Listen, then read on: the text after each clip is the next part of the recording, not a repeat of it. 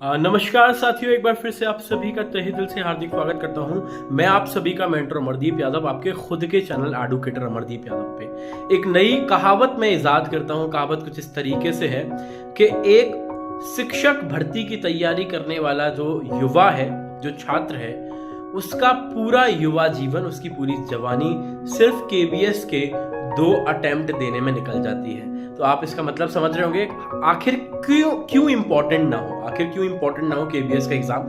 अब KBS PRT के वो स्टूडेंट्स जो 120 से 130, हालांकि 115, 16, 17, 18, 19, 20, 120, उससे लेके 130, 131, 132 तक उनके नंबर आ रहे हैं और वो कंफ्यूज है कि सर क्या होगा, हम पास होंगे या नहीं, इंटरव्यू के लिए कॉल आएगा या नहीं। तो ये वीडियो सिर्फ मैंने उन लोगों के लिए बनाया है और इसमें देखिए है क्या, मैं क्या बताना चाहता हूँ। देखिए अभी आपके 125 नंबर आ रहे हैं, 124 आ रहे हैं, 123 आ रहे हैं, 122, 128 कुछ भी आ रहे हैं। आपको 3 चीजें समझनी होंगी। सबसे पहले नॉर्मलाइजेशन होगा ही होगा, क्योंकि अलग अलग शिफ्ट में जब भी एग्जाम होते हैं अगर नॉर्मलाइजेशन नहीं होगा तो जस्टिफिकेशन नहीं होगा तो लोग कोर्ट चले जाएंगे, स्टूडेंट्स कोर्ट चले जाएंगे, तो वो लोग नॉर्मलाइजेशन करेंगे ही करेंगे। और नॉर्मलाइजेशन में मेरा मानना है कि केबीएस जैसे एग्जाम में जो उनका लेवल मैंने सारा देखा है और डिफरेंसेस देखे हैं, लगभग 5 से 6 नंबर मैक्सिमम मिलेगा। 2-3 से शुरू होकर 5-6 तक मैक्सिमम टफ कट ऑफ, जो टफ आपकी मान के चलिए जो आपका टफ शिफ्ट होगा उसमें 5-6 नंबर आपका नॉर्मलाइजेशन बढ़ जाएगा। सबसे पहले तो ये समझिए। अच्छा, और कम होने के चांसेस बहुत कम है, इस चीज़ को दिमाग से निकाल दीजिएगा।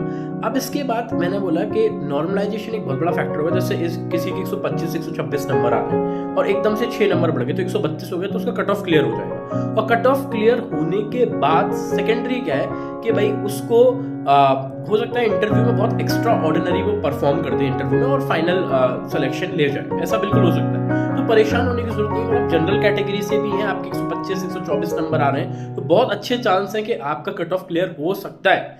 लेकिन अगर आप ओबीसी कैटेगरी, दूसरी चीज जैसे मैंने बोला, एक नॉर्मलाइजेशन बहुत बड़ा रोल प्ले करेगा, दूसरा कैटेगरी बहुत बड़ा रोल प्ले करेगी। कैसे?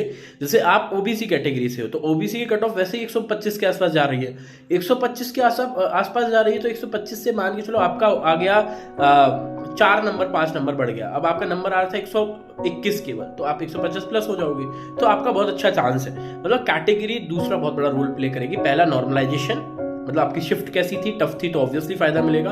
दूसरा कैटेगरी आपकी कौन सी है, उससे एससी है तो और कम जाएगी, एसटी है और कम जाएगी। ईडब्ल्यूएस और ओबीसी के लगभग सेम जाने के चांसेस है, ठीक है। अब उसके बाद तीसरी चीज है, मैं गुजारिश करूंगा, मैं वही चीज बोल रहा था कि केबीएस को ये चीज जरूर ध्यान देनी चाहिए। काफी इंपॉर्टेंट चीज है, काफी इंपॉर्टेंट मसला है ये कि पता नहीं क्यों एक स्टूडेंट इतने सालों बाद, एक तो आपकी भर्ती आई है 2019 से आनी थी, उसके बाद इतने टाइम बाद आई है, उसके बाद क्या हो रहा है कि वो स्टूडेंट परेशान कैसे है वो स्टूडेंट कि भाई इतने साल बाद वैकेंसी, उसके बाद अब आंसर की में इस तरीके की कमियां आती हैं। लगातार स्टूडेंट्स के मैसेजेस आ रहे हैं कि लगभग 4 5 6 अलग अलग शिफ्ट में अलग अलग आंसर गलत है आंसर की में, तो जो पूरी तरीके से गलत बात है।